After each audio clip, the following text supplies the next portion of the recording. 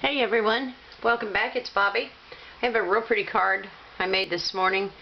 This one is using the Star of Light, and then the Thinlits are called Starlight Thinlits.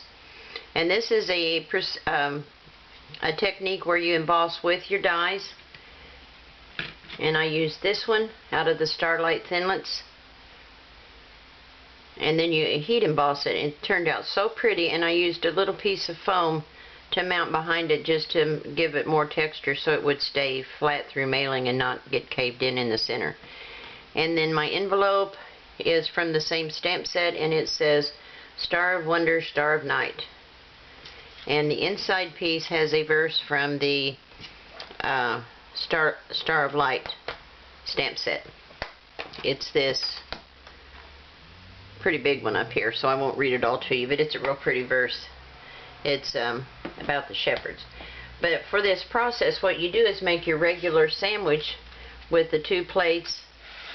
When you put plate 1 in, then you will lay down this mat, then your card, like this. This is one that I've got ready to heat emboss, but it's not been embossed yet.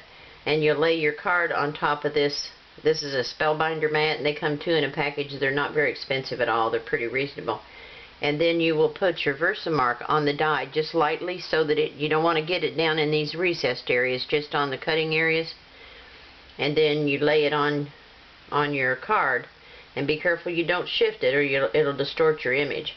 And then you put your top plate on and run it through. And then once you add your powder, this is what you get. And then you'll heat set it. So I'm going to lay this aside so I don't smear it, because I still have to heat emboss that one. And then I've got another one here that I've done, and this one's been heat embossed.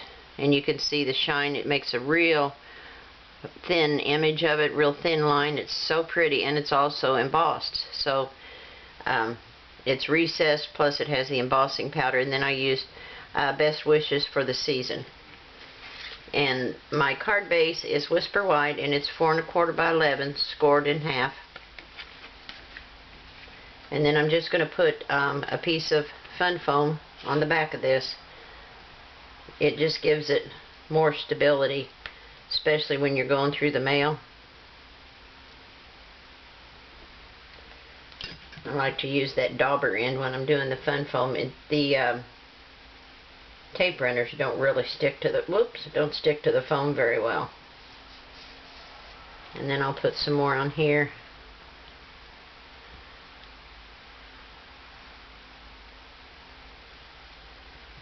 Smear that around a little bit so it doesn't ooze out all over the place.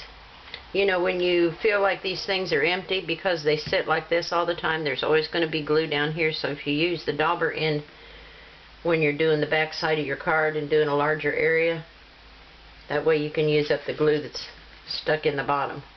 Now when I'm doing this, I like to turn them upside down and center it from side to side, and then I get the top completely even. And if for some reason you're off on the bottom, you can always trim the bottom of your card. But it makes sure that your top is even. And then all I did was add some sparkling sequins, and let me see, where are they? Right here.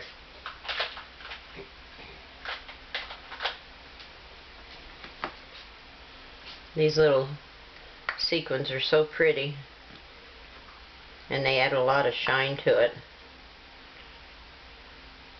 Let's hope they don't stick to me this time. I always have sequins, and those little wax paper things from the bottom of the dimensionals, have them everywhere. Okay, so I like to just take this, pick them up with my tweezers, and touch them to this adhesive here, and then put it down on the card.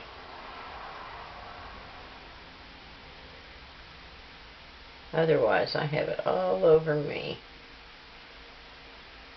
Put one right there. And if you want, once you get these placed, you can take what's this called? It's not Dazzling Diamonds. It's in the little bottles that Stampin' Up! Sells. It comes in red and gold and silver. you can add that to the centers to kind of as a filler, and it covers up the little hole in the center of the sequin, but it's really pretty. Oh, I don't have good hold on that. There we go. Oops. There we go.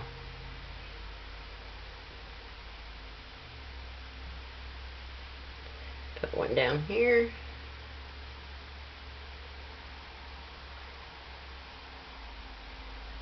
Get a hold of it. There's some glue right there. And we'll put one here.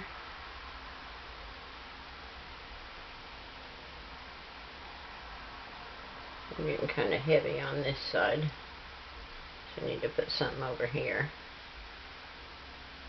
Whoops.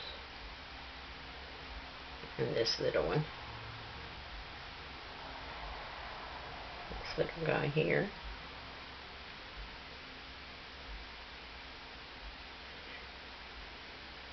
Put that one there. And one more. Just because it's out on the countertop, we'll use it. And put him down here.